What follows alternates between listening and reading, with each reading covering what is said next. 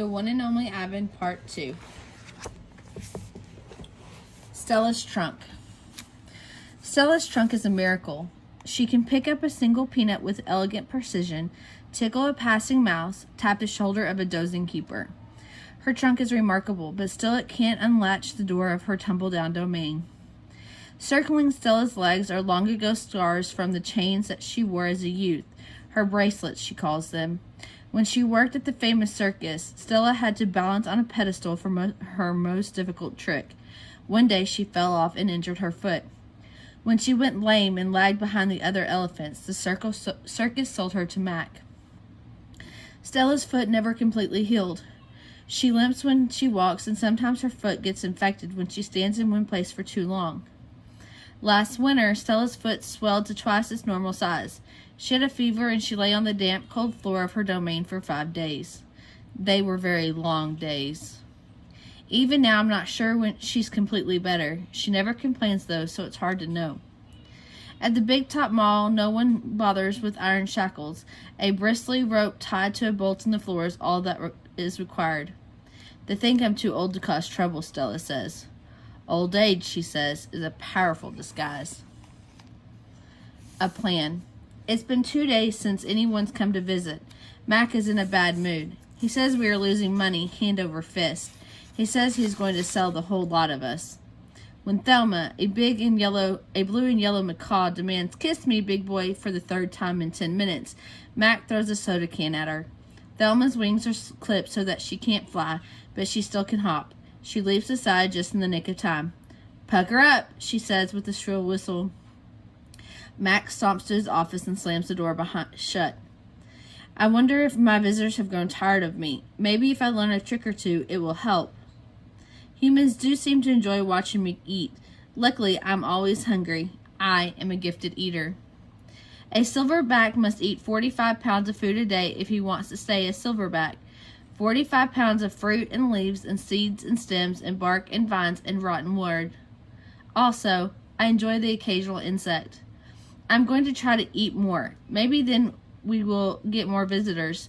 Tomorrow I will eat 50 pounds of food. Maybe even 55.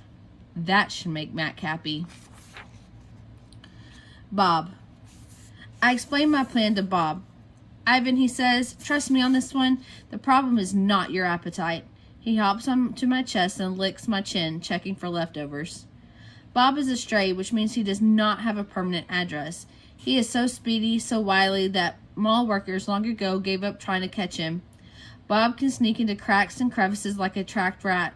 He lives well off the ends of hot dogs he pulls from the trash. For dessert, he laps up spilled lemonade and splattered ice cream cones. I try to share my food with Bob, but he is a picky eater, and he says he prefers to hunt for himself. Bob is tiny, wiry, and fast, like a barking squirrel. He is nut-colored and big ears.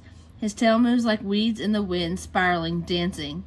Bob's tail makes me dizzy and confused. It has meanings within meanings, like human words. I am sad, it says. I am happy, it says. Beware, I may be tiny, but my teeth are sharp. Gorillas don't have any use for tails. Our feelings are uncomplicated. Our rumps are unadorned. Bob used to have 3 brothers and 2 sisters. Humans tossed them out of a truck onto the freeway when they were a few weeks old. Bob rolled into a ditch. The others did not. His first night on the highway, Bob slept on the icy mud of the ditch. When he woke, he was so cold that his legs would not bend for an hour. The next night, Bob slept under some dirty hay near the Big Top Mall garbage bins. The following night, Bob found a spot in the corner of my domain where the glass is broken. I dreamed that I had eaten a furry donut, and when I woke in the dark, I had discovered a tiny puppy snoring on top of my belly. It had been so long since I felt the comfort of another's warmth that I wasn't sure of what to do. Not that I hadn't had visitors. Mac had been in my domain, of course, and many other keepers. I'd seen my share of rats zip past, and the occasional wayward sparrow had fluttered in through a hole in my ceiling. But they never stayed long.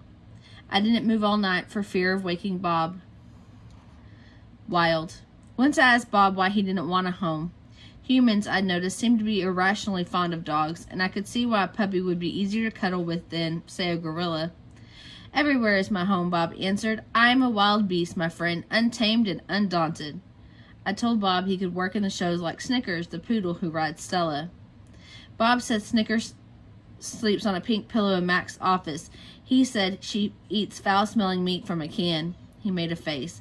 His lips curled, revealing tiny needles of teeth. Poodles, he said, are parasites. Mac gives me a fresh crayon, a yellow one, and 10 pieces of paper. Time to earn your keep, Picasso, he mutters. I wonder who this Picasso is. Does he have a tire swing like me? Does he ever eat his crayons? I know I have lost my magic, so I try my very best. I clutch the crayon and think. I scan my domain. What is yellow? A banana. I draw a banana. The paper tears, but only a little. I lean back and Mac picks up the drawing. Another day, another scribble, he says. 1 down, 9 to go. What else is yellow? I wonder, scanning my domain. I draw another banana, and then I draw 8 more. 3 visitors. 3 visitors are here, a woman, a boy, a girl. I strut across my domain for them. I dangle from my tire swing. I eat 3 banana peels in a row. The boy spits at my window. The girl throws a handful of pebbles. Sometimes I'm glad the glass is there. My visitors return. After the show, the spit pebble children come back. I display my impressive teeth. I splash in my filthy pool. I grunt and hoot. I eat and eat and eat some more. The children pound their pathetic chests. They toss more pebbles. Slimy chimps, I mutter. I throw a me-ball at them. Sometimes I wish the glass was not there. Sorry. I'm sorry I called those children slimy chimps. My mother would be ashamed of me. Julia. Like the spit pebble children, Julia is a child, but that, after all, is not her fault. While her father, George, cleans the mall each night, Julia sits by my domain. She could sit anywhere she wants, by the carousel, in the empty food court, on the bleachers coated in sawdust, but I'm not bragging when I say she always chooses to sit with me. I think it's because we both love to draw. Sarah, Julia's mother, used to help clean the mall, but when she got sick and grew pale and stooped, Sarah stopped coming. Every night Julia offers to help George, and every night he says firmly, "Homework, Julia. The floors will just get dirty again." Homework, I have discovered, involves a sharp pencil and thick books and long size. I enjoy chewing pencils. I'm sure I would excel at homework. Sometimes Julia dozes off, and sometimes she reads her books, but mostly she draws pictures and talks about her day. I don't know why people talk to me, but they often do. Perhaps it's because they think I can't understand them, or perhaps it's because I can't talk back. Julia likes science and art. She doesn't like Lila Burpee, who teases her because her clothes are old, and she does like Deshaun Williams, who teases her too, but in a nice way, and she would like to be a famous artist when she grows up.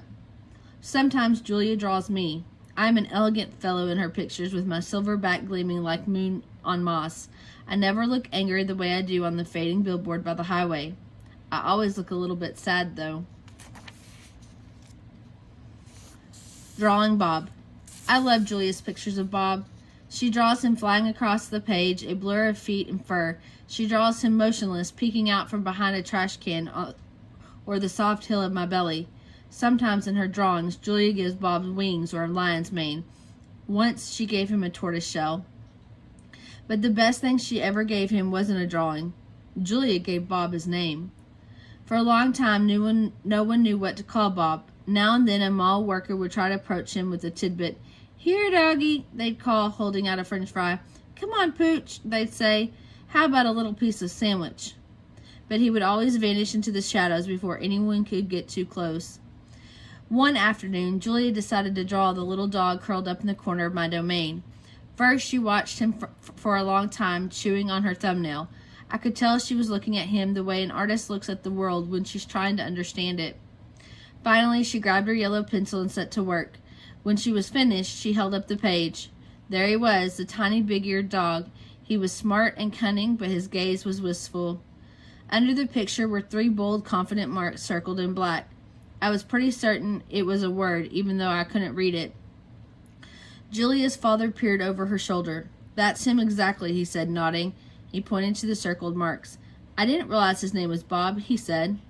"Me either," said Julia. She smiled. "I had to draw him first." Bob and Julia. Bob will not let humans touch him. He says their scent upsets his digestion. But every now and then I see him sitting at Julia's feet. Her fingers move gently just behind his right ear. Mac.